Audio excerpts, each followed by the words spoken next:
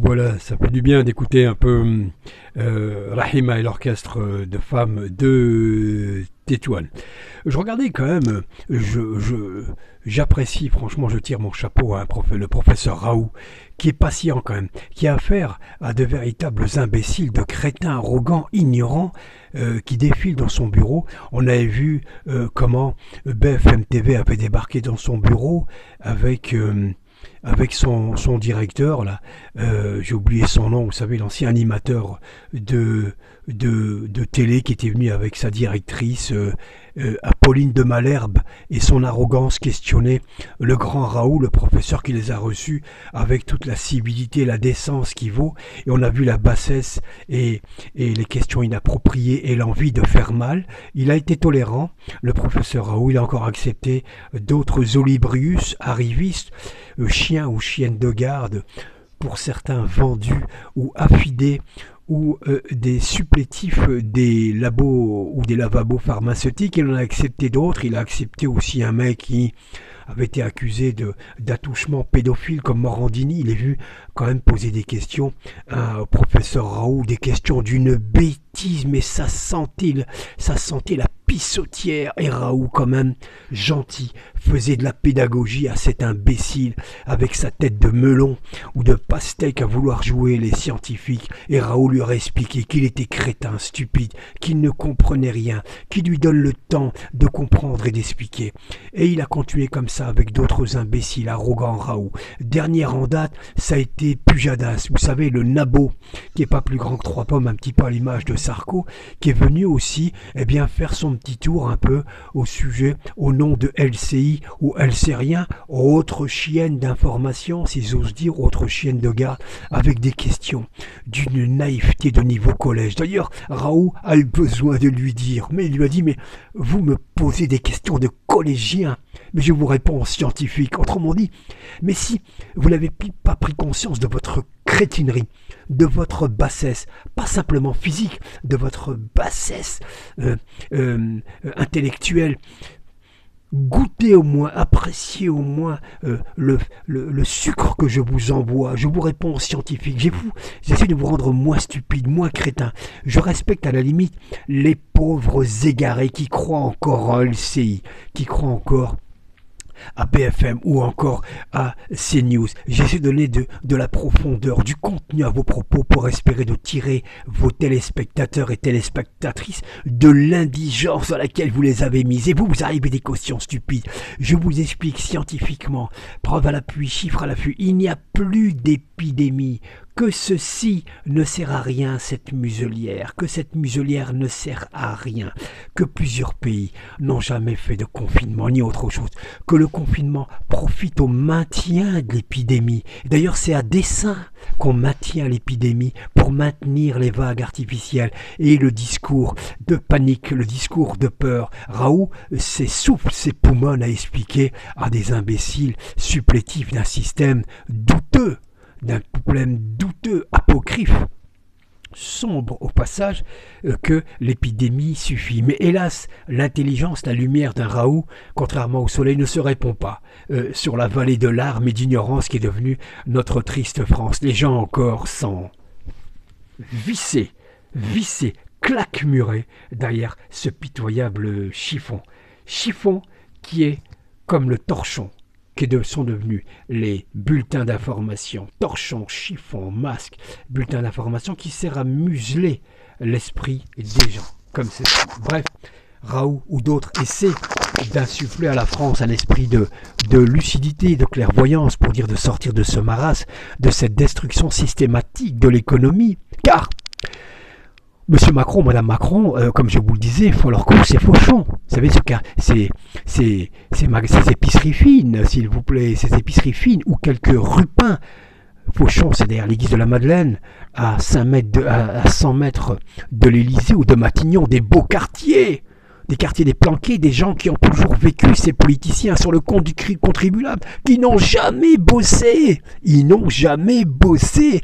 Ils n'ont jamais eu les mains sales, si ce n'est certains avec l'argent sale. Mais l'argent sale ne salit pas trop, ne se voit pas immédiatement, parce que tous les gens ne lisent pas derrière les bulletins d'information, ne lisent pas derrière les plateaux télé d'un Drucker ou un autre, qui sont là juste pour anoblir ces racailles, un petit peu comme à l'époque les chevaliers étaient anoblis avec une épée. Aujourd'hui, les médias télé sont là pour blanchir et anoblir de véritables crapules, de véritables voleurs, et qui parfois d'ailleurs ont du sang sur les mains, quand c'est pas de la boue. Bref, ces gens-là ne font pas leurs courses. Ces gens-là font leurs courses chez Fauchon.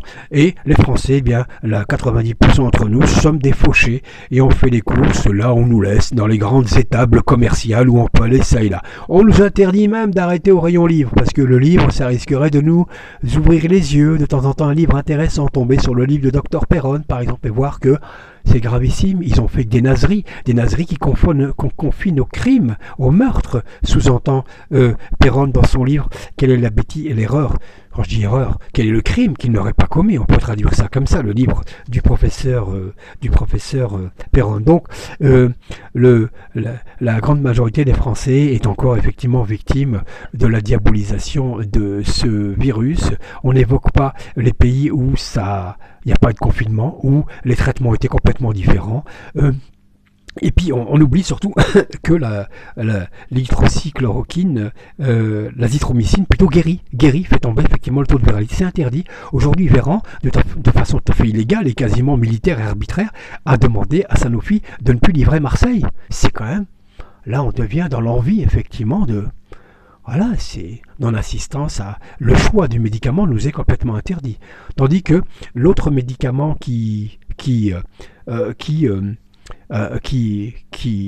termine, qui accélère la fin de vie des vieux, c'est comment ça, c'est voilà, la naso... Enfin, ce médicament est autorisé. On élimine les vieux plus vite. Alors c'est de l'argent sur les retraites, c'est quoi? C'est vachement inquiétant. Donc l'azithromycine, l'azithromycine est interdit et on laisse finalement, on donne des médicaments pour tuer les vieux. D'ailleurs aujourd'hui, le Remdesivir lui est donné gratuitement à Marseille. Donc je dis aux gens, ne prenez pas ce médicament, il vous esquinte les reins, il est dangereux et il ne guérit pas.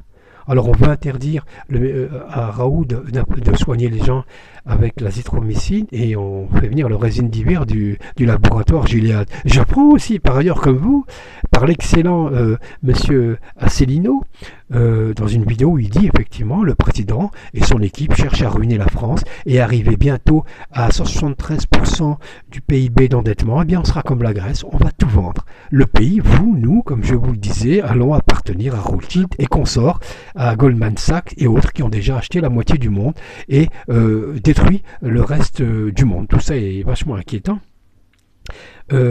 Monsieur aussi Asselineau, j'ai appris par lui-même que pendant le mois d'août, pendant que les Français essayaient d'oublier un peu le confinement, et qu'on leur dit mais quand même, serrez-vous la ceinture, hein, ça va être dur, nous sommes en guerre. Hein. Ce qu'on leur dit pas, c'est qu'on fait la guerre aux Français. Hein. On voit effectivement le développement militaire, le développement de l'armée un peu partout nous fait flipper. Le développement aussi de l'arsenal judiciaire, les 135 euros, 300 euros, etc. Si on n'est pas à l'heure à la maison, attention, coucher, pas bouger. Tout ça, c'est un arsenal guerrier finalement, sans oublier l'écrasement de la révolte des Gilets jaunes, hein, avec des armes militaires, hein, les balles qui flinguaient, les vingtaines de personnes mutilées, etc. C'est quand même, on a écrasé une révolte citoyenne. On peut parler des écrasements de révolte ailleurs, mais parlons aussi des nôtres ici, qui ne cessent d'inquiéter. J'apprends, je vous dis, par l'excellent Asselineau que j'apprends que pendant le mois d'août, pendant que les gens étaient à la plage, saviez-vous ce que faisait notre cher président Macron? Je vous le donne en mille. Allez, je vous laisse 2 secondes réfléchir. Monsieur Macron s'est fait refaire son bureau, à la feuille d'or. À la feuille d'or, ça a coûté 900 000 euros. Son bureau a été refait à la feuille d'or. 900 000 euros. 900 000 euros. La réfection du bureau de Macron Ier. après que sa femme se soit acheté 500 000 euros de vaisselle ou de cristal de Limoges, de faïence, enfin de cristal, oui, pour 500 000 euros. Les 500 000 euros jetés sur le parvis avec cette espèce de musicien dégénéré lors de la fête du 14 juillet. Même Jacques Lang, dans ses folies les plus dingues, celui qui est habitué à flinguer l'argent public, n'aura pas été jusqu'à flinguer l'argent public comme l'a fait Macron. 500 000 euros pour une fête de la musique indécente, avec une espèce de vulgarité dans un rythme quasiment de débauche. Bref, lui, 900 000 euros, il s'est refait tranquillou l'Élysée à la feuille d'or. On croit complètement rêver. Bref, dans cette situation où la vérité est nulle part, le mensonge est partout, la manipulation, la désinformation est partout, et surtout la répression, même sur les enfants. Je pense à un proverbe éthiopien les Éthiopiens disaient, un homme qui n'est pas capable de mourir pour son pays et n'a pas le droit d'y vivre. Un homme qui est incapable de mourir pour son pays n'a pas le droit d'y vivre. Alors j'ai envie de paraphraser cet exemple, de dire que dans un pays où on est incapable de défendre nos enfants, les plus faibles, on se demande si encore on peut se regarder dans la glace. C'est-à-dire que voir nos enfants aller à l'école comme on va à la guerre, quand on les voit stigmatisés avec un masque à l'âge de 6 ans, je ne sais pas, mais il y a quelque chose qui vous révolte à l'intérieur. Oui, c'est pas normal. Ces enfants sont innocents. Quand un enfant est victime d'agression, il regarde son père ou sa mère. Il va regarder qui maintenant? Je m'interroge.